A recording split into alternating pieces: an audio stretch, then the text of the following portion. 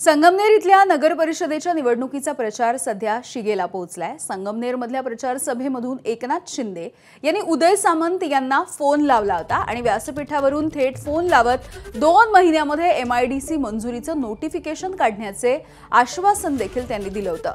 याशिवाय आरोग्य मंत्री प्रकाश आंबेडकर यांना देखील फोन लावत पालिकेच्या आवारामधील बंद असलेल्या कॉटेज हॉस्पिटलच्या जागेवरती महिला आणि बालकांसाठी रुग्णालय उभारण्याचं आश्वासन त्यांनी दिलं।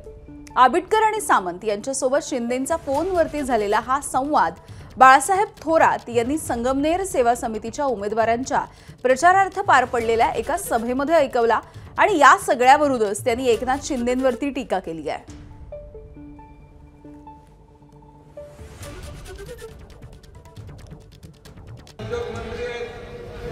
उद्योग मंत्री आपले उदय सामंत जी इथं अमोल खताळच्या संगमनेरला मी आलोय आणि त्यांची मागणी आहे एमआयडीसी पाहिजे।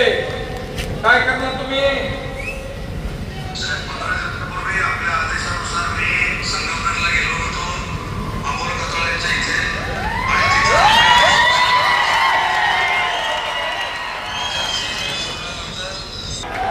एकनाथ शिंदे आहे। No reason on the spot decision. जिथं जाल तिथं एमआयडीसी मंजूर। लोक म्हटले पाणी पाहिजे, आम्हाला थोडं पाणी पाहिजे, ते म्हणतात धरण मंजूर। लोक म्हणतात धरण कसं काय होणार, नदी नाही, नदी मंजूर। नदीला पाणी कुठून येणार, डोंगर पाहिजे, डोंगर मंजूर। अरे बनवा बनवी करावं लागते थोडी इलेक्शन मध्ये। तुम्हाला फंडे करायची सवयच आहे, इलेक्शन फंडे।